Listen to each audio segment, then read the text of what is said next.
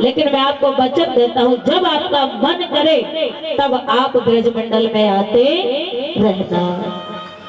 और आपने देखा है गिरिराज जी महाराज की परिक्रमा चल रही हो, कभी धूप निकल आएगी तो कभी बादल हो जाएंगे तो कभी जल बरसना आरंभ हो जाएगा।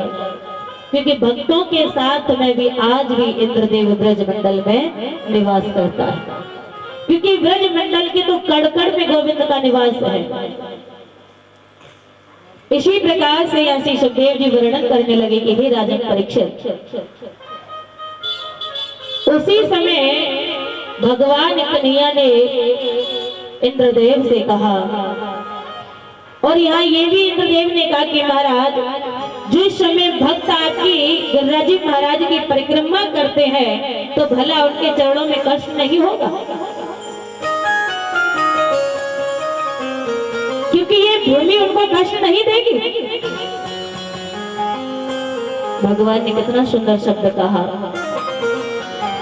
कि भक्त मेरे पग धरे और वहां धरो में हाथ, इनके संग लागत फिरो और कब हो न छोड़ो साथ। जवाब दिया कि जहां मेरे भक्त अपने पग को रखते हैं, चरणों को रखते हैं, वहां मैं अपना हाथ लगा देता हूं, मैं कभी उनका साथ नहीं छोड़ता। उसी समय ब्रजवासी सभी ने गिरिराज जी महाराज का पूजन करने के बाद में इंद्रदेव ने परिक्रमा किया, गिरिराज जी महाराज को पूजन किया है। भगवान कन्हैया ने गिरिराज जी महाराज को वहीं स्थापित किया और सभी भक्त अपने अपने महल के लिए जा रहे हैं। उसी समय कामधेनु गाय रमाती हुई आ रही है, चिल्लाती हुई आ रही है। ध्यान दीजिए दूध कहां से चढ़ा है।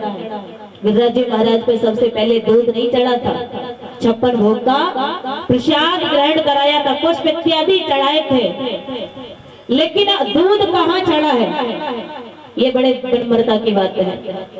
गिरिराज जी महाराज का पूजन हो गया, गिरिराज जी महाराज को भूमि पर स्थापित कर दिया। उस समय कामधेनु गाय बिलखती हुई आ रही है, रुदन करती हुई आ रही है, नेत्र से अश्रुधारा बरस रहे हैं और आकर के भगवान के चरणों में अपना सर रख दिया। हे प्रभु, मुझसे ज्यादा ब्रजवासी बड़े भाग्यवान हैं, बड़े भाग्यशाली हैं, जिसके कारण आपको बाल लीला करने का भी सौभाग्य मिला है, उनके साथ में गिरिराज जी महाराज पूजन करने का भी सौभाग्य मिला है। एक मैं अभागिन जो आपसे दूर बनी रही, रुदन कर रही है, बिलख रही है, और उसी समय भगवान के समक्ष हाथ जोड़ करके खड़ी हो गई, हे करुणा निधान, करुणा करिए। जवाब दिया, प्रभु जो मेरे ये रक्त से सींचा हुआ दुग्ध है, मेरे रक्त का सींचा हुआ दुग्ध है, मेरे पास और कुछ सामग्री नहीं है गोविंद, इस दुग्ध को पान कर लीजिए। जैसे ही दुग्ध पान किया, गौ माता के रक्त का सींचा हुआ है, उसी समय मेरे ठाकुर जी का एक और नाम पड़ा है, गौ माता के बिंद से निकला हुआ दुग्ध पान करने के कारण यहाँ एक और नाम पड़ा है। बोले गोविंद भगवान की जय हो, बोले वृंदावन बिहारी लाल की जय हो। इस प्रकार से